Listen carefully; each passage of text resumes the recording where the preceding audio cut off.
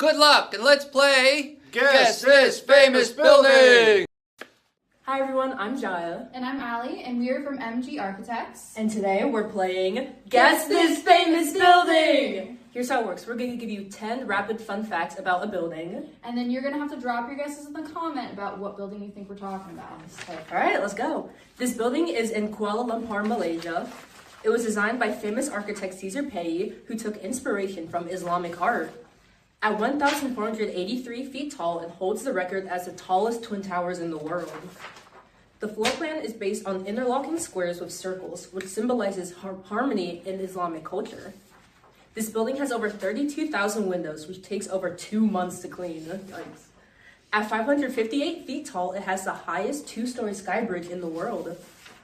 The Malaysian government hired South Korean and Japanese teams to each construct one tower. The first to finish would get to build the sky bridge, and the South Korean completed theirs first.